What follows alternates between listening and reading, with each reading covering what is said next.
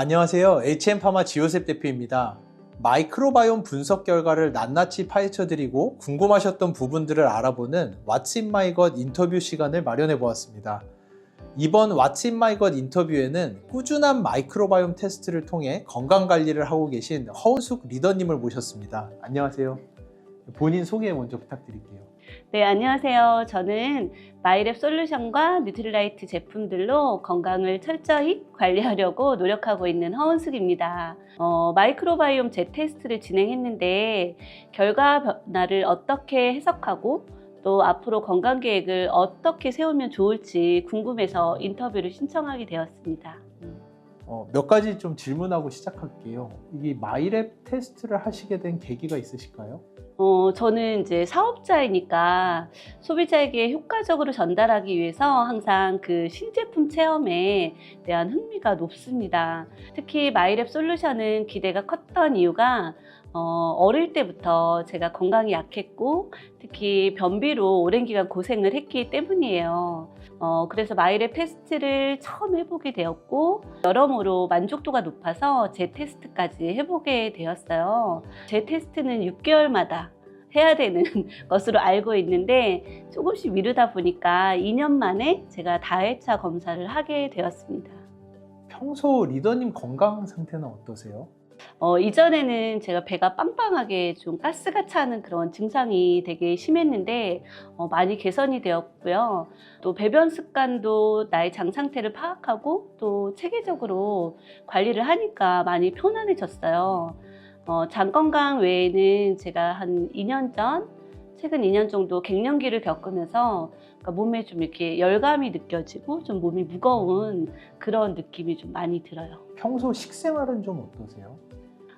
사업을 하면서 되게 출장도 잦고 바쁘다 보니까 아침, 저녁에는 가볍게 굿모닝도 할 겸 프로틴 쉐이크를 먹습니다. 점심에만 좀 제대로 식사를 하는 편인데요. 1, 2주에 한 번 정도는 인스턴트, 햄버거, 피자 제가 좋아하거든요. 밀가루 음식을 좋아해서 좀 먹고 있습니다. 그러면 먼저 허은숙 리더님 마이크로바이옴 다양성, 포스트바이오틱스 균형, 저희가 가장 중요시하는 4대 지표죠. 이 내용부터 먼저 보겠습니다. 일단 좀 안타까운 거는 이 포스트바이오틱스 균형이 좀 많이 떨어지셨어요. 근데 그에 비해서 마이크로바이옴의 다양성은 증가를 하셨거든요. 그래서 어떻게 보면은 장내 미생물의 다양성은 상당히 좋은 상태로 잘 유지를 하고 계신데 장 안에 있는 미생물들이 활성도가 떨어져서 이 미생물들이 리더님을 위해서 만들어내야 되는 유익 대사체의 양이 좀 줄어드는 것 같다. 그렇게 해석을 해야 될 것 같습니다. 아주 깊이 들어가기 전에 간단하게 왜 이런가를 보면은 포스트바이오틱스 균형이 높아지기 위해서는 이 마이크로바이옴이 만들어내는 대사체의 전구체가 되는 식이섬유 섭취라든지 이런 것들을 좀 꾸준하게 해주셔야 되는데 아무래도 아까 말씀하신 대로 그 밀가루를 좋아하시고 인스턴트 식품 많이 드시고 그런 것들이 포스트바이오틱스 균형에 좀 영향을 미치지 않았을까 하나 생각을 해볼 수 있고요. 또 하나는 이 재테스트를 2년 만에 하셨잖아요. 근데 저희의 마이크로바이옴은 6개월에 한 번 주기로 거의 변한다고 알려져 있거든요. 그러다 보니까 처음에는 되게 좋은 마이크로바이옴 맞춤형 제품을 섭취를 하셨고 아마 6개월 만에 하셨다면 다 좋아졌을 수도 있을 것 같아요. 근데 그 이후로 나에게 맞춤형의 그 피팅이라고 하죠. 그게 조금씩 떨어지면서 아무래도 효과가 좀 감소하지 않았을까. 저는 이렇게 생각을 할 수 있을 것 같습니다. 그렇군요. 그 1차 분석 이후에 말씀하신 대로 제가 이제 2년 후에 제 테스트를 했습니다. 그동안 맞춤형 유산균을 정말 꾸준히 섭취해서 리포트 결과가 모두 좋아질 것으로 제가 예상을 했었거든요. 그런데 마이크로바이옴 다양성은 정말 소폭 증가했는데 유독 포스트바이오틱스 수치가 낮아진 그 이유가 있을까요? 포스트바이오틱스 지수 낮아지는 거는 아까 말씀드린 대로 이 장내 미생물의 활성이 떨어지는 거예요. 대표적으로 정제, 탄수화물 섭취라든지 정제당 섭취라든지 이런 것들이 많아지게 되면은 미생물이 먹을 음식은 점점 없어지고 제가 흡수하는 음식의 영양분의 양은 늘어나다 보니까 그런 것들이 장내 미생물이 좋음에도 불구하고 이 아이들이 좋은 포스트바이오틱스를 만들어내지 못하는 결과로 이어지지 않았을까? 조금은 그렇게 생각이 듭니다. 미생물 활성도가 떨어지는 원인은 다양하지만 특히 포화지방산이 많은 동물성 식품, 계란이나 소고기나 돼지고기 같은 것들을 섭취를 할 때 미생물의 활성도가 떨어질 수 있다고 많이 알려져 있거든요. 일단 지금 굿모닝 하신다고 했으니까 굿모닝 자체가 장내 미생물에게 줄 수 있는 무척 좋은 영양소입니다. 그래서 굿모닝 꾸준하게 하시고, 그리고 동물성 식품 섭취를 좀 줄이시고, 그 대신에 오메가3가 풍부한 생선이나 식이섬유 포함된 잡곡밥, 이런 식으로 저항성 전분이라고 하죠. 이런 것들의 섭취를 좀 늘리시는 것이 좋을 것 같고요. 그거에다 더해서 꾸준하게 운동까지 하시면 정말 좋을 것 같습니다. 추가로 맞춤형 유산균 최적 효과를 보시기 위해서는 피마스 타입을 6개월에 한 번 정도는 확인을 해보시는 게 좋거든요. 그래서 앞으로는 6개월에 한 번 날짜를 조금 지켜가지고 나의 장 상태도 확인하면서 나에게 맞춤형 새로 지정을 받아보시는 거 추천을 드리고 싶습니다. 이번에는 유익균, 유해균 지표 비교 한번 살펴볼게요. 일단 가장 좋은 점은 다행히도 비피도박테리움의 수치가 그대로 유지가 됐습니다. 비피도박테리움은 사람이 나이가 들어가면서 가장 많이 줄어드는 대표적인 미생물로 알려져 있고요. 근데 그에 비해서 계속 수치가 유지되셨다는 것은 나이를 역행하셨다는 거라고 생각할 수 있으니까 상당히 좋은 결과라고 볼 수 있고요. 그에 비해서 락토바실러스의 수치가 좀 감소를 하셨어요. 근데 이거는 여러 가지로 들어서 생각할 수 있는데, 일단 첫 번째로는 장내 미생물의 다양성이 증가하셨거든요. 그래서 다양성이 증가하면서 다른 미생물들이 증가하면서 상대적으로 락토바실러스가 좀 감소해 보일 수 있는 거, 그렇게 생각을 할 수가 있고요. 장내 유해균 부분을 보게 되면은 예전이나 지금이나 유해균은 하나도 발견되지 않으셨습니다. 상당히 좋은 결과인 것 같아요. 락토바실러스가 낮아진 이유가 있을까요? 일단 락토바실러스는 주로 저희 소장, 그리고 소장 말단에 많이 있거든요. 그러다 보니까 대표적으로 저희가 먹는 음식이랑 가장 많이 경쟁을 하는 미생물이라고 할 수 있습니다. 그러다 보니까 정제당, 정제탄수화물, 인스턴트 식품, 이런 것들을 많이 먹을수록 락토바실러스의 숫자는 점점 감소할 수가 있고요. 락토바실러스류가 유익한 대사체를 만드는 저희 장내에 있는 대표 유익균 중에 하나이거든요. 그러다 보니까 아마 락토바실러스의 숫자의 감소가 포스트바이오틱스 균형의 감소랑 좀 일맥상통하는 현상이라고 저는 생각이 됩니다. 네, 안 그래도 제 테스트 결과를 받고 안 좋아진 수치들이 몇 있어서 인스턴트 음식 먹는 횟수를 제가 많이 줄였거든요. 굿모닝 루틴으로 식습관을 더 건강하게 바꾸려고 노력도 하고 있습니다. 더 꾸준히 노력해서 6개월 후에 한 번 더 검사를 진행해야 되겠네요. 다음으로 건강 관련 장내 미생물 비교에 대해서 한번 알아보겠습니다. 이번에 2년 만에 재테스트를 하셨잖아요. 재테스트를 하셨을 때는 예전의 표본이랑 좀 변경이 됐습니다. 저희가 업그레이드를 하면서 표본의 숫자를 10,000대로 증가시켰거든요.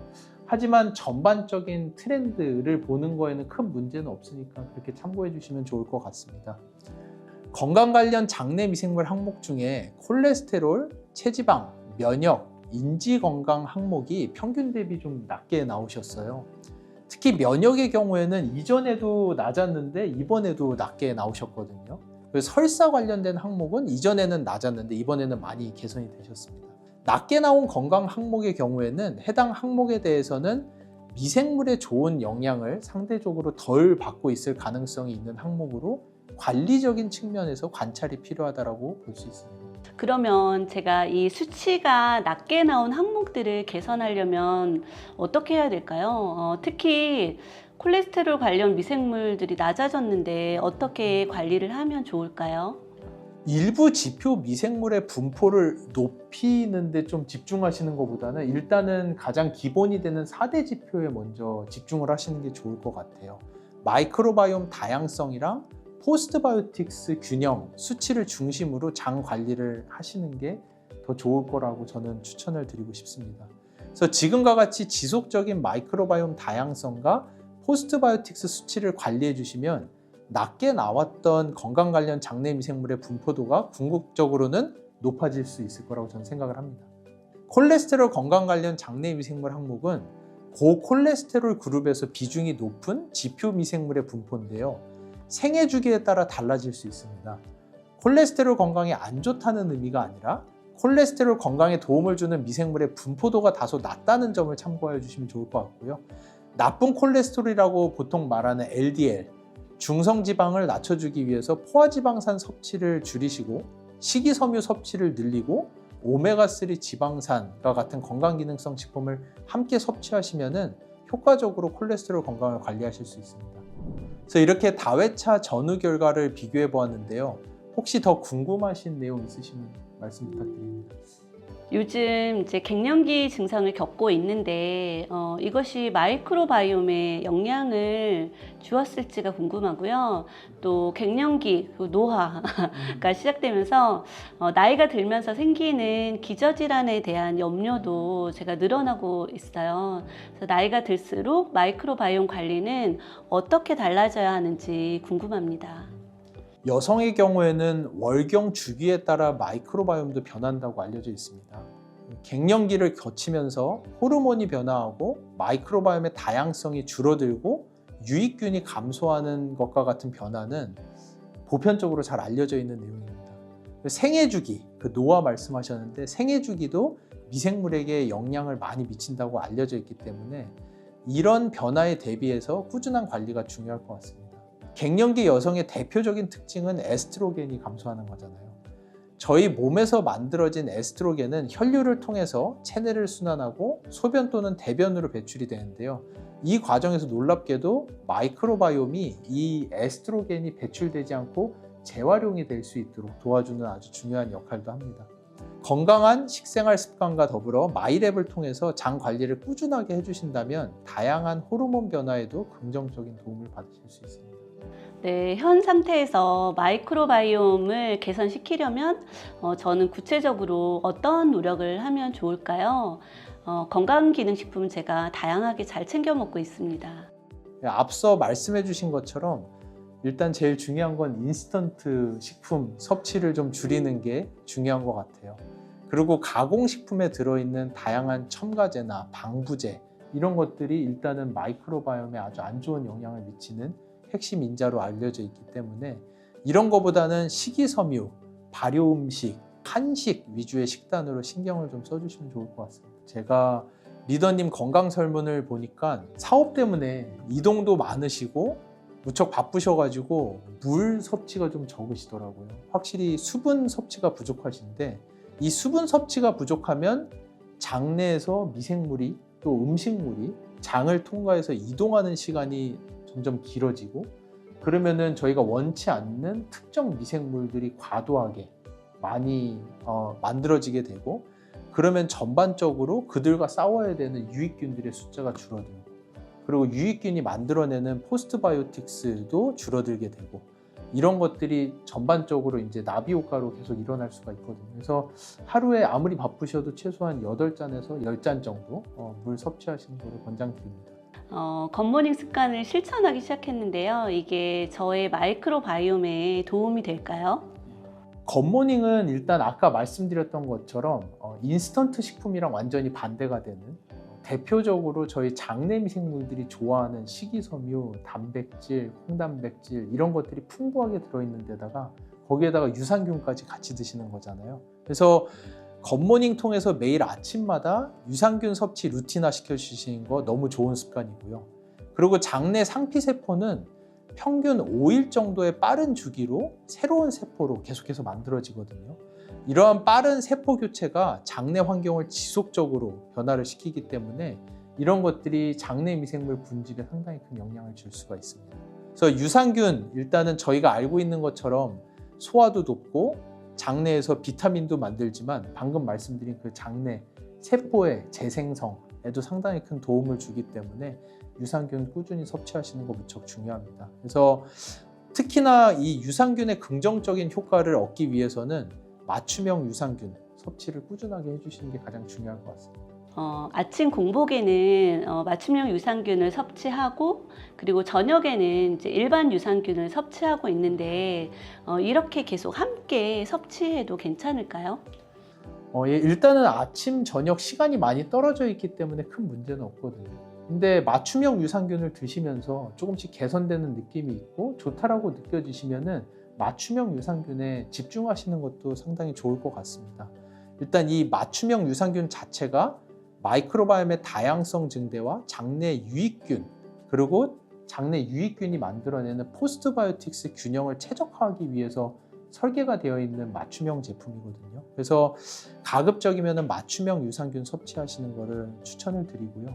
특히 지표들의 점수가 낮은 편이라면 특히나 더 이 지표들을 올릴 수 있도록 개인 맞춤형 제품의 특장점을 좀 볼 수 있도록 단독으로 섭취하시는 것도 좋을 것 같습니다. 근데 기존에 기존 유산균 이미 섭취를 하시고 계셨었고, 그러면서 그거가 상당히 장의 느낌도 좋으셨고, 그렇다라고 하면은 기존에 섭취하시던 거에서 맞춤형을 추가로 섭취하시는 거는 문제는 없거든요. 하지만 미생물들끼리 서로 시너지가 날 수도 있습니다. 하지만 가끔은 시너지가 아닌 아이들끼리 서로 싸울 수도 있기 때문에 시간을 너무 많이까지는 아니어도 시간을 좀 띄고 드시면 참 좋을 것 같아요. 근데 일단 중요한 거는 식품의약품안전처 기준에 따르면은 일일 섭취량은 1억에서 100억 마리 정도이거든요. 그래서 유산균 섭취량이 이 권장량을 초과하는 경우에도 보통은 큰 문제가 되지는 않아요. 근데 일부 사람에게는 소화불량이나 가스 생성, 불편함, 장 불편함 이런 부작용이 좀 생길 수 있거든요.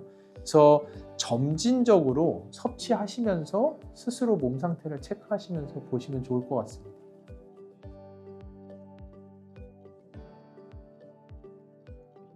안녕하세요. HM파마 지효셉 대표입니다. 마이크로바이옴 분석 결과를 낱낱이 파헤쳐드리고 궁금하셨던 부분들을 알아보는 What's in my gut 인터뷰 시간을 마련해 보았습니다. 이번 What's in my gut 인터뷰에서는 두 쌍둥이 형제를 키우고 계신 이정은 리더님을 모셔보았습니다. 안녕하세요. 본인 소개 부탁드립니다. 안녕하세요.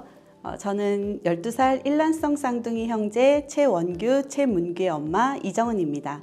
마이크로바이옴 솔루션과 그로잉랩을 통해 아이들의 건강관리와 성장관리에 집중을 하고 있습니다.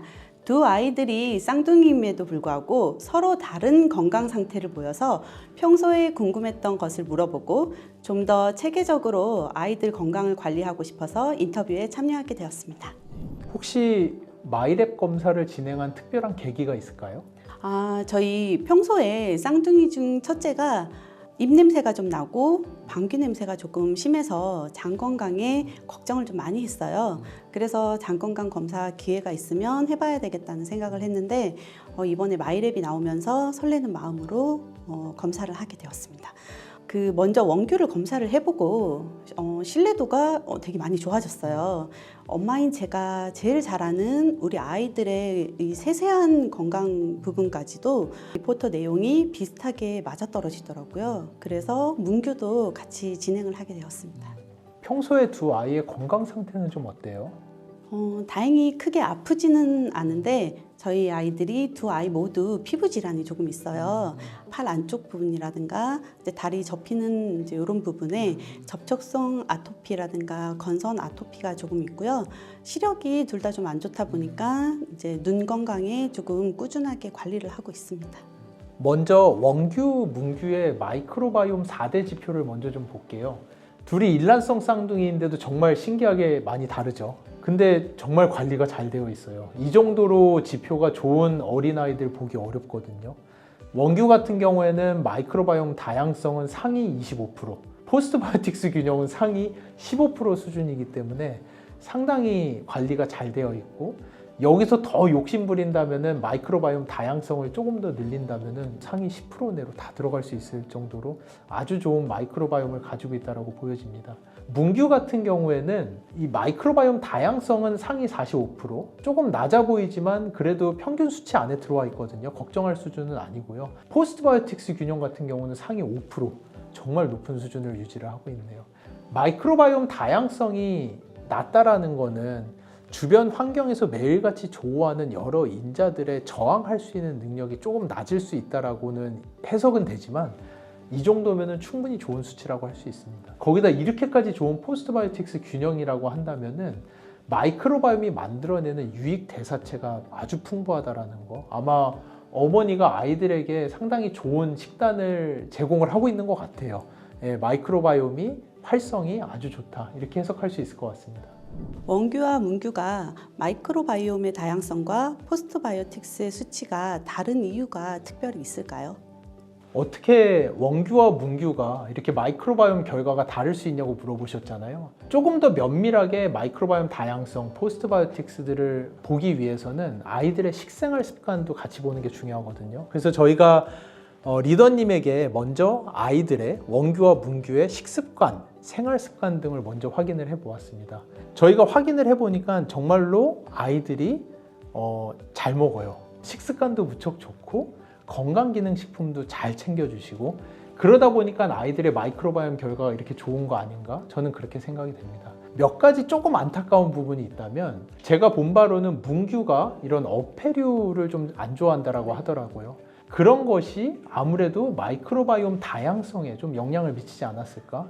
다양한 연구에서 어패류, 특히 고등어나 이런 기름진 생선 안에 들어있는 오메가3가 마이크로바이옴의 다양성을 높이는 데 아주 중요한 지표라고 알려져 있거든요. 이런 부분이 조금 영향을 미치지 않았을까? 안타까운 부분이라고 굳이 찝는다면 그런 부분이 있고요. 또 다른 부분은 문규가 또 활동량이 많고 운동을 많이 한다고 하더라고요. 특히 운동을 많이 하는 사람의 경우에는 장의 활동이 촉진이 되고 그 안에 있는 미생물들도 촉진이 되면서 마이크로바이옴이 만들어내는 유익 대사체의 양이 증가한다는 연구들도 있거든요. 그런 부분이 있기 때문에 아마 문규가 마이크로바이옴 다양성에 비해서 포스트바이오틱스 균형이 무척 높게 나오지 않았나, 그렇게 저는 예상이 됩니다. 다음으로 두 아이의 장내 유익균 수치를 한번 보겠습니다. 두 아이 다 정말 좋아요. 원규도 락토바실러스 상위 30%, 비피도박테리움은 상위 50%, 조금 낮은 듯 하지만 평균 수치 안에 있거든요. 크게 걱정할 부분 아닙니다. 문규 같은 경우도 락토바실러스 상위 50%, 비피도박테리움은 상위 10%, 정말 좋은 수치를 가지고 있거든요. 그래서 두 아이 모두 장내 유익균 수치도 상당히 좋다라고 저는 생각이 됩니다. 다음으로 장내 유해균을 비교해 볼게요. 유해균 분석 결과를 보면은 원규, 문규 둘 다 박테로이데스 후라길리스가 검출이 되었거든요. 박테로이데스 후라길리스는 10명 중 4명의 사람에게서 발견되는 상재균 중에 하나이거든요. 그러다 보니까 너무 없애려고 노력하실 필요는 없고요. 크게 염려하지 않으셔도 될 것 같습니다. 검사 결과 이 박테로이데스 유해균이 저희 가족 모두에게 나왔는데요. 이게 혹시 유전적으로 인해서 나오는 게 아닌가 걱정이 좀 되고 있습니다. 재밌는 결과이긴 한데요. 되게 좋은 연구 주제가 될 것 같기는 해요. 근데 아직까지 문헌에서 박테로이데스 후라길리스가 유전에 의한 것이다 라는 내용은 없고요. 그것보다는 뭐 대표적으로 헬리코박터 같은 미생물들은 같이 국을 떠먹거나 같이 음식을 나누는 것만으로도 온 가족이 전염이 될 수 있다고 알려져 있고, 박테로이데스 후라길리스도 아마 식생활을 같이 하는 가족이기 때문에 다 같이 발견됐을 가능성이 있다라고 말씀은 드릴 수 있을 것 같습니다. 근데 가족 모두에게서 박테로이데스 후라길리스가 발견됐다고 해서 걱정하실 필요는 없고요. 일단 아이들만 보더라도 마이크로바이옴 건강 상태가 상당히 좋기 때문에 유해균 발견 유무에 너무 집중하시지 마시고, 유해균 증식을 더 도울 수 있는 항생제 남용 같은 부분만 조심을 해주시고 식생활을 잘 유지하시는 게 큰 도움이 될 거라고 생각을 합니다. 이거보다는 조금 더 마이크로바이옴의 4대 지표를 올리는 것에 집중을 하시는 게 더 좋을 것 같습니다. 건강 관련 장내 미생물 지표를 보면은 전반적으로 문규가 원규보다는 좀 더 좋네요.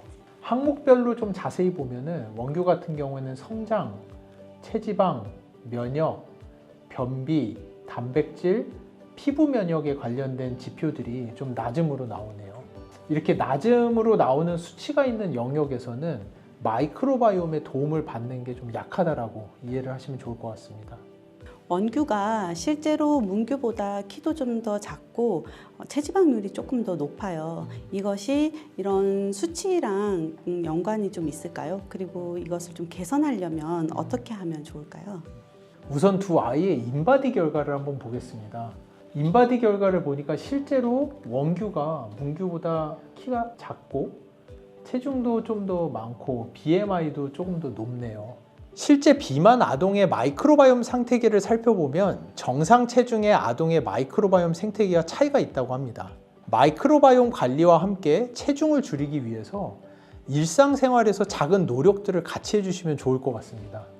예를 들어서 저녁 식사 이후에 가족이 다 함께 산책을 한다든지 주말에 공원에서 자전거를 탄다든지 이런 운동을 취미로 조금 들여보면 참 좋을 것 같습니다. 문규가 원규보다 신장이 조금 더 큰데 실제 성장 관련 장내 미생물 수치도 더 높게 나왔습니다.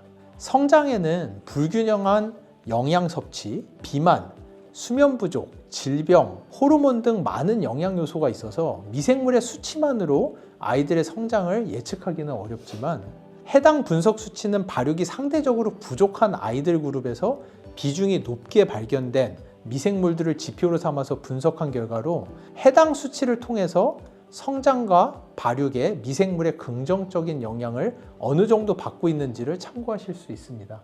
장내 미생물총이 다양할수록 성장에 긍정적인 영향을 준다고 알려져 있어 장내 미생물 다양성이 높아질 수 있도록 영양소가 충분히 함유되어 있는 음식을 골고루 섭취하고 햇볕 조임을 통한 비타민 D 합성, 스트레칭 관리, 규칙적인 운동을 하는 것이 중요합니다. 이렇게 원규, 문규의 마이크로바이옴 주요 지표들을 자세히 살펴봤는데요. 혹시 더 궁금하신 부분 있으실까요? 원규와 문규는 쌍둥이기도 하고 같은 환경에서 태어나고 같은 방식으로 키우고 먹였는데 이렇게 마이크로바이옴 상태가 달라지는 이유가 무엇일까요? 같은 가정에서 자라지만 각자의 신체 활동이라든지 식습관, 스트레스 수준 등에서 차이가 날 수가 있고요.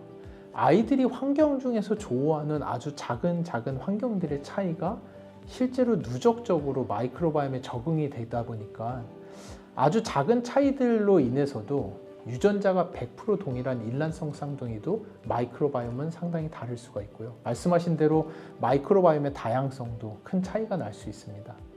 그렇기 때문에 사소하다라고 생각되는 일상의 작은 부분들도 조금 더 면밀하게 챙겨주시면 좋을 것 같아요. 원규는 피부 면역 관련 장내 미생물 수치가 낮게 나오고 문규는 조금 높게 나왔는데 두 아이 모두 피부 면역이 좀 약해요. 근데 이게 마이크로바이옴과 어떤 관계가 있을까요? 원규의 피부 면역 관련 장내 미생물 수치가 문규보다 낮게 나온 결과는 참 흥미롭네요. 이 지표는 일단 질병의 유무를 직접적으로 이야기하는 지표는 아니고요. 하지만 피부 면역의 건강 상태를 도울 수 있는 미생물들의 수치의 차이를 나타내는 지표이거든요. 그러다 보니 두 아이가 모두 피부 면역이 약하더라도 미생물의 지표는 다르게 나올 수가 있습니다. 장내 미생물의 불균형은 장내 투과성을 증가시킬 수가 있거든요. 보편적으로 리키거 신드롬이라고 알려져 있는데요. 장내 투과성이 증가하게 되면은 혈액 내에 염증 유발 물질들이 증가하게 되고 이런 것들이 전신에 있어서 과민한 면역 반응을 일으키는 주요 원인도 될 수가 있습니다. 그러다 보니 마이크로바이옴의 상태에 따라서 피부 면역에도 큰 차이가 나타날 수 있다라는 연구 결과들이 많이 나오고 있고요. 그거에 더해서 피부에 과민한 면역 반응을 일으킬 수 있는 세제라든지 아니면 섬유라든지 일상생활에서 조우할 수 있는 피부 면역을 촉발하는 물질들의 사용을 조금 면밀하게 관찰하시고 좀 잘 컨트롤해 주시면 좋을 것 같습니다. 상대적으로 마이크로바이옴 결과가 나쁘게 나온 원규는 저희 맞춤형 유산균을 섭취를 하고 나서 배변 습관이라든가 배에 가스 차는 이런 현상이 많이 좋아졌는데 앞으로 어떻게 우리 아이의 장 건강을 관리하면 좋을까요? 불편했던 점이 개선된다고 하니까 아주 긍정적인 신호네요. 그래서 지금까지 하시는 것처럼 앞으로도 좋은 식습관 그리고 마이크로바이옴을 붕괴시킬 수 있는 항생제의 남용 이런 것들을 주의해 주시고 조금 더 운동이라든지 아이들이기 때문에 활동량을 늘리게 되면 마이크로바이옴에도 큰 도움이 될 수가 있거든요. 이런 부분들에 집중적으로 신경 써주시면 좋을 것 같습니다. 오메가3 지방산 섭취는 비피도박테리움이나 락토바실러스 같은 장내 대표 유익균들을 올릴 수 있는 대표적인 식품으로 알려져 있습니다. 문규와 같이 어패류를 잘 안 먹는 아이들에게는 이런 오메가3가 부족해질 수 있으니까 다른 방법을 통해서라도 호두라든지 미역이라든지 이런 것들을 통해서 조금 더 보충을 해줄 수 있는 방법을 찾아보면 참 좋을 것 같습니다. 감사합니다. 감사합니다. 안녕하세요. 저는 수원에서 온 6학년 최원규입니다. 안녕하세요. 저도 수원에서 온 6학년 최문규입니다. 이제 엄마 인터뷰 때문에 같이 왔습니다. 하라고 해서 하긴 했는데 생각보다 제가 걱정했던 것보다는 낮게 돼갖고 좋았습니다. 저는 이제 옆에 있는 문규보다 이제 저기 좀 더 안 좋게 나와가지고 이제 좀 서운했죠. 오늘 이런 새로운 경험을 하게 돼서 너무 즐거웠고요. 아이들이랑 또 이렇게 같이 또 찍게 되는 경우가 별로 드문데 같이 또 찍게 돼갖고 참 좋은 경험이었던 것 같습니다. 감사합니다.